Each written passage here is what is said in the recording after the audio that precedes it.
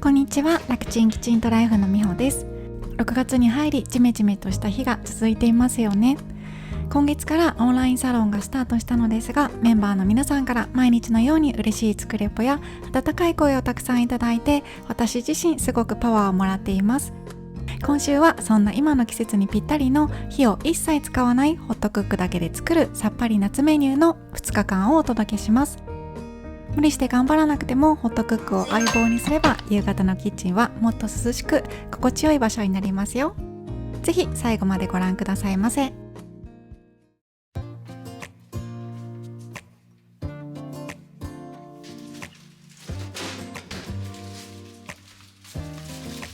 1日目は豚バラのしゃぶしゃぶ用のお肉が安かったので、この豚しゃぶとナスで豚しゃぶの香味だれを作っていこうと思います。香味だれは長ネギと青じそをたっぷり入れて作るので、梅雨の時期にもさっぱりしてとっても食べやすくなってますよ。それでは作っていきます。まずはナスを切っていきます。ナスってなんかこの紫の鮮やかな色見るだけでもなんかちょっと元気になりますよね。これで洗っていきます。ナスの切り方はまずこれを半分に切って、ここで縦4等分に切ります。ナスには体を冷やす効果もあるので、暑い時に体の温度を下げてくれるっていう意味でも、このジメジメした時期に食べるのはすごいいいと思います。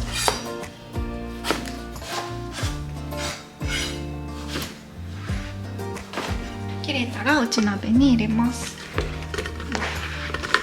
下からドドッと軽くほぐしておきます。なんかくっついてる。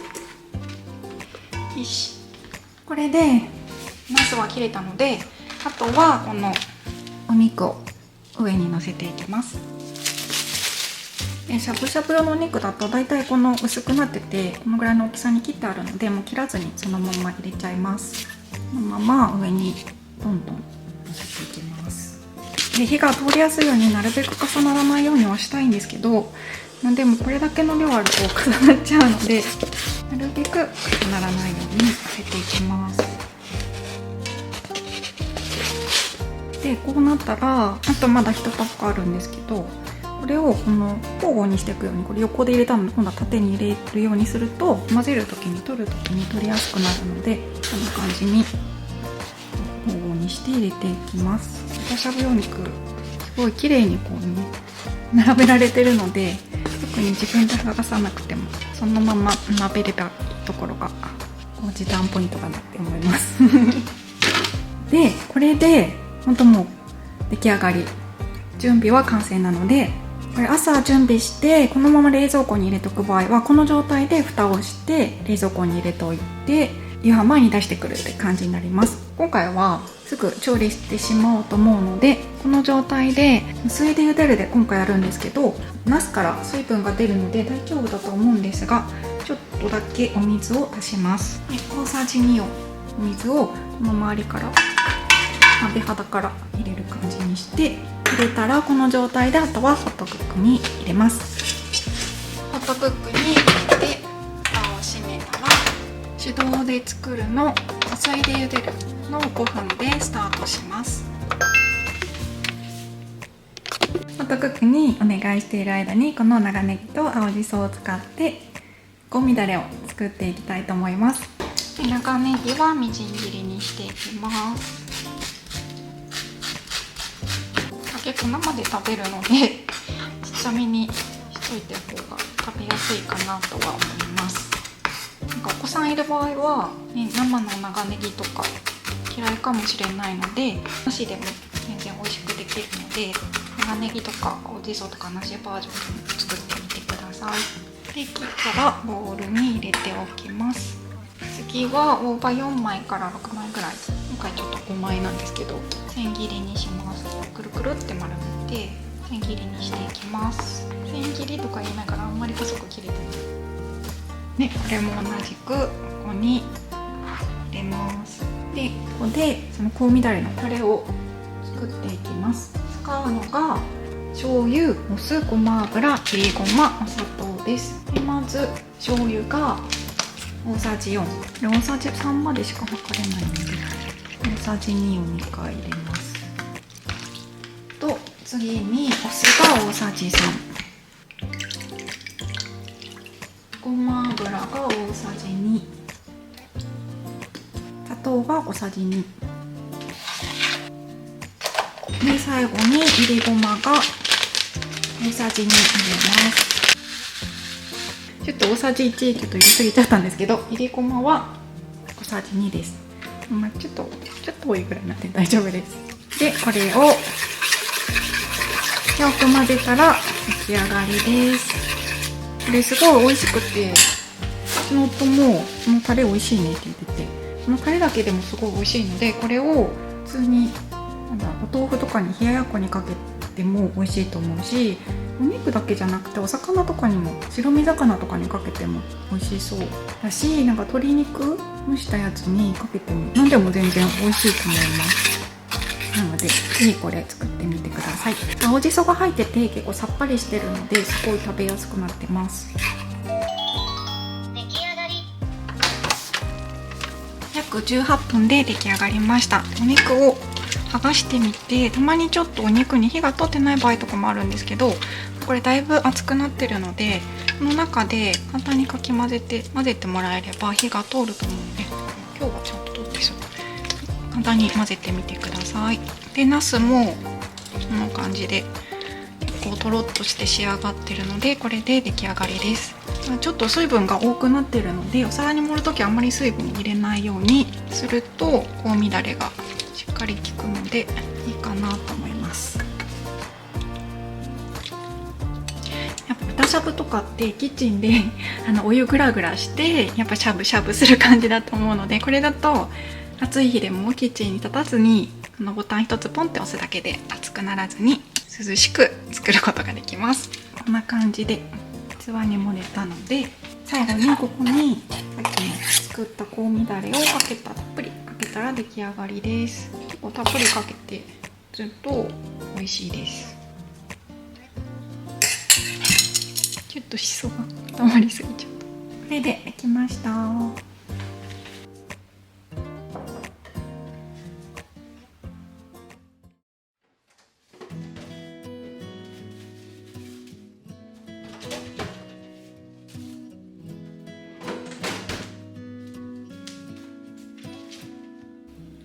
2日目はトマトと玉ねぎと合いびき肉を使って無水トマトのキーマカレーを作っていこうと思います。味付けは簡単にこの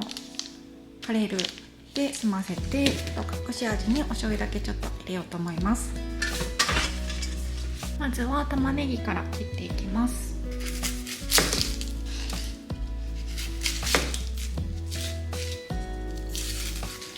玉ねぎはみじん切りにしていきます。梅雨の時期って食欲なくなったりとかジメジメしなくなったりする時に、カレーの香辛料ってこの食欲を増す効果もあると思うのでいいかなと思って、このドライカレーにしてみました。で、あとドライカレー、無水のカレーっていうとチキンと野菜のカレー、無水カレーっていうのがホットクックの既存メニューにも入ってると思うんですけど、それだと結構65分かかっちゃって結構時間がかかるので、すぐ作りたいなって時はちょっと作れないかなと思って、このキーマカレーの方だとだいたい25分ぐらいでできるので、半分ぐらいの時間でできるのでいいかなと思って、今回はこの無水トマトのキーマカレーにしてみました。切れたら内鍋に入れていきます。次はトマトを切っていきます。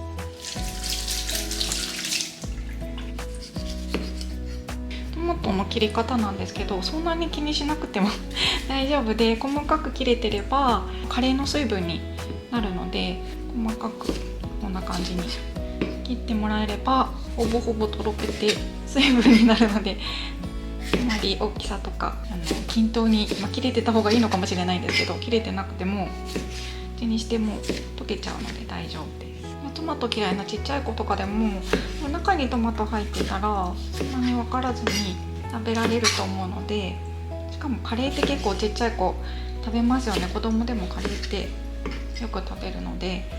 無水トマトのカレーにしてトマトを食べてもらうっていうのもいいかなって思います。で、切れたのでこれも内鍋に入れていきます。ざっくりと。あとはここにひき肉を入れてカレールーを入れるだけです。なんかほんとホットクックって普通にフライパンだとこの後柔らかくなるまで炒めてちょっと煮込んでみたいな手間が必要なんですけど、ホットクックだと本当に切って入れたらあとは好きなことできるみたいな感じなので、ホットクックのいいところですよね。で、最後にカレールーを 4×4 皿分入れていきます。カレーもカレールーでやるのとかカレー粉を使ってスパイス入れてっていうのもあるんですけど、なんかスパイスでもいろいろやったことあるんですけど、結局このカレールーが一番簡単だし一番味が決まるのでいいかなと思って私はカレールーをよく使ってます。で、4かけ入れます。で、これだけでも十分美味しいんですけど、ちょっと今日は隠し味にお醤油を入れます。で、お醤油を大さじ1/2やっと入れたらこれでもう出来上がりなので、もし冷蔵庫に入れておく場合はこのまま蓋をして冷蔵庫に入れて帰ってきたらそのまま内鍋出して入れるっていう感じになります。で、私はちょっと今日はそのまま調理するのでこのままあとはホットクックに入れるだけです。今回は炒めるボタンを使うので混ぜ技ユニットを作って蓋を閉めます。で、この手動で作るの炒めるを選んで5分でセットします。後の加熱は任せてね。キーマカレーだけでも十分なんですけど、ゆで卵一緒にあるといいかなって思うのでホットクックでゆで卵も一緒に作っていこうと思います。卵は本当に作るの簡単で、卵をホットクックに入れてで水100を入れて蓋を閉めるだけです。メニューを選ぶのカテゴリーからゆで物っていうのを選ぶとゆで卵が出てくるので、これでスタートをしたら15分くらいで出来上がります。ゆで卵が出来上がりました。すごい熱くなってるので気をつけて取り出します。取り出したらすぐに中の水をちょっと捨ててから水で冷やしておきます。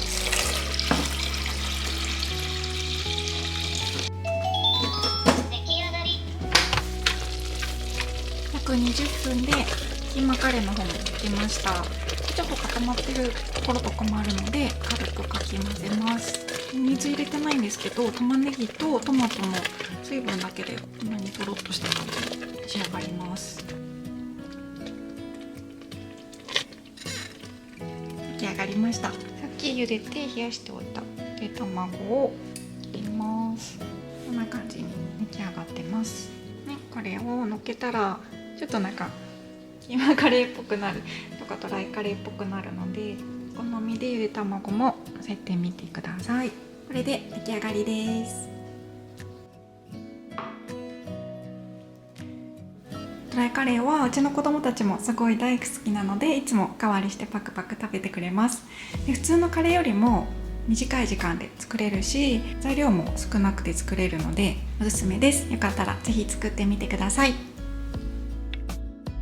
火を使わずにできる2日間の晩ご飯いかがでしたか？何か気になるものがあればぜひ作ってみてくださいね。最後までご覧いただきありがとうございました。また次回の動画でお会いしましょう。